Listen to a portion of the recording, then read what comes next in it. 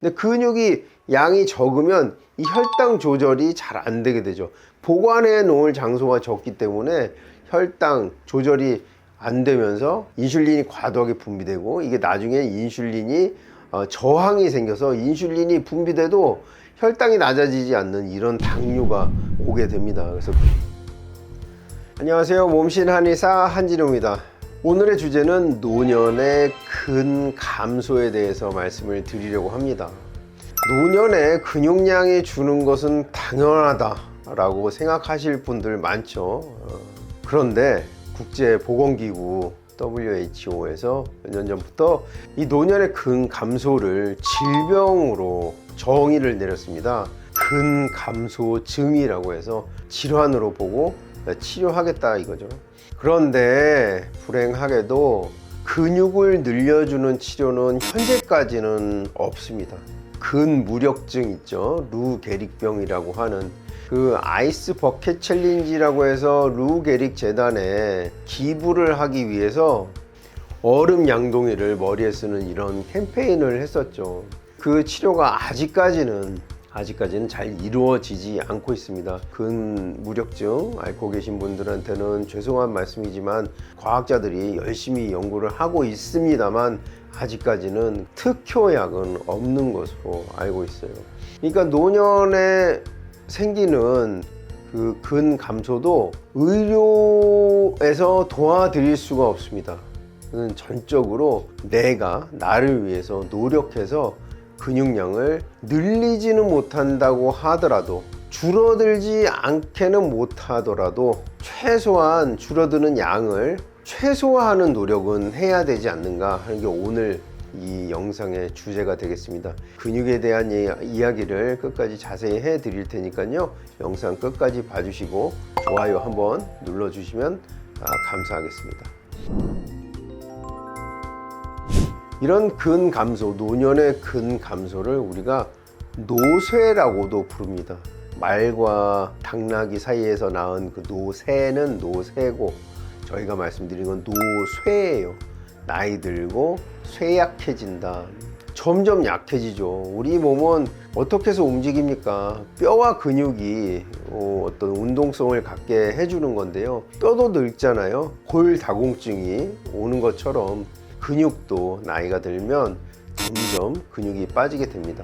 우리가 성장할 때 성장 호르몬이라는 그 호르몬이 나오면서 근육이 커지고 튼튼해지게 되죠. 근데 키의 성장이 멎은 이후에도 근육은 계속 늘어난다고 합니다. 그래서 만 나이로 약 26세에서 우리 인생에서 가장 근육량이 많은 나이이고, 그 다음에 우리가 90까지, 이제 평균 연령이 90세가 되지 않았습니까?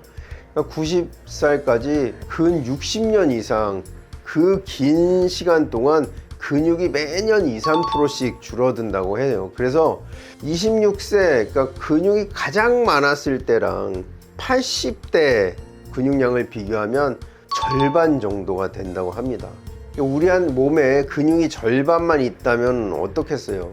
그냥 가만히 있어도 피곤하고 힘들겠죠.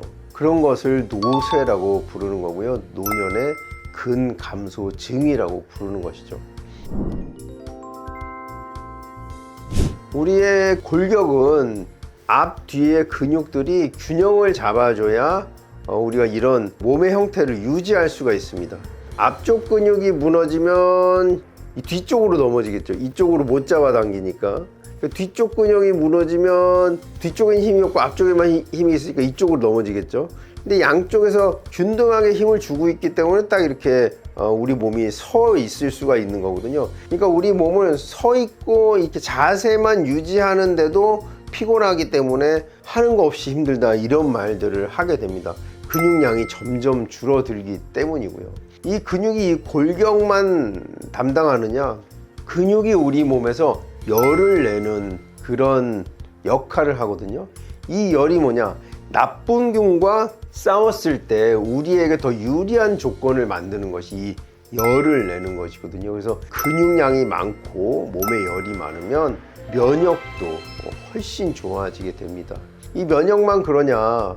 허벅지 둘레와 당뇨 발생은 반비례한다고 알려져 있거든요. 그러니까 허벅지가 두꺼우면 두꺼울수록 당뇨에 걸릴 확률이 낮아지고, 허벅지가 얇아지면 당뇨에 걸릴 확률이 높아진다는 것이죠.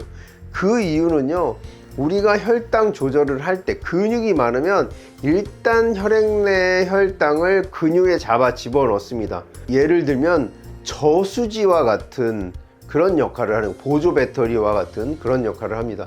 근데 근육이 양이 적으면 이 혈당 조절이 잘 안 되게 되죠. 보관해 놓을 장소가 적기 때문에 혈당 조절이 안 되면서 인슐린이 과도하게 분비되고, 이게 나중에 인슐린이 저항이 생겨서 인슐린이 분비돼도 혈당이 낮아지지 않는 이런 당뇨가 오게 됩니다. 그래서 근육이 지금 말했던 골격, 우리 골격을 유지하고 운동성을 주는 것, 그 다음에 면역과 관련된 것, 그리고 당뇨 예방에도 이 근육이 큰 역할을 하죠. 이 이외에도 우리가 근력이 있어야 어떤 활동을 하고 이게 선순환이 되는데, 근력이 점점 없으면 나가기도 싫고 계속 실내 생활이 길어지고 이러면 근육이 더 빠지고, 이런 악순환을 밟게 됩니다. 그러니까 어떻게든 내가 26세까지 열심히 벌어놓은 이 근육을 잃지 않도록 노력해 주는 것이 중요합니다.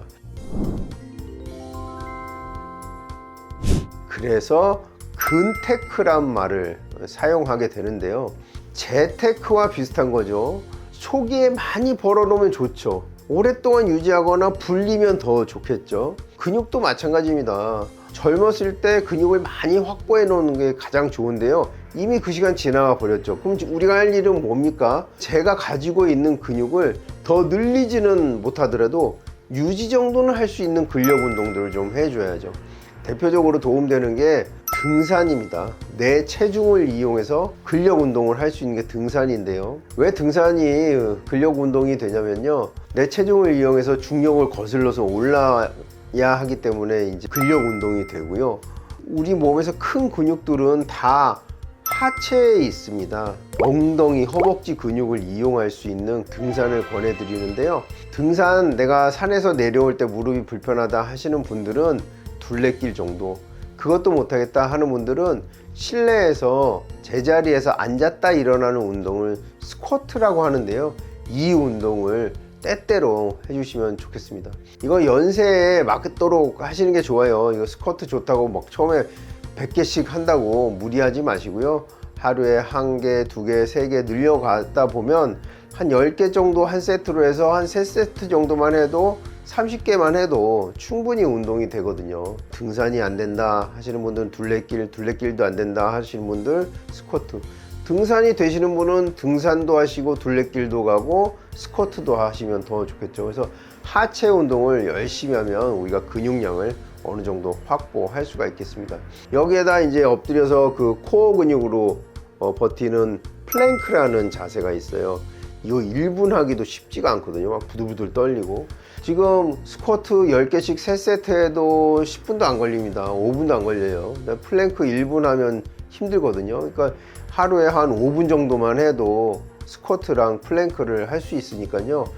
거창한 운동 나 못하겠다 싶으면 스쿼트, 플랭크 꼭 실천하시고, 아주 될 수 있으면 그 헬스클럽 가셔가지고 피트니스 가서 아령 운동도 하시는 게 좋겠습니다. 그러니까 아령 운동, 유산소 운동을 같이 해주시면 근력 향상에 도움이 되니까요, 최소한 근육을 잃지 않도록, 매년 2~3%씩 빠진다니까 2~3% 빠지지 않도록 열심히 운동하시기를 권해드립니다. 오늘 노년의 근 감소에 대해서 말씀을 드렸고요, 끝까지 영상 봐주셔서 감사합니다. 근 감소에 대해서 궁금하신 점 있으시면요, 댓글 남겨주시면 성의껏 답변해 드리도록 하겠습니다. 지금까지 몸신 한의사 한진우였습니다. 감사합니다.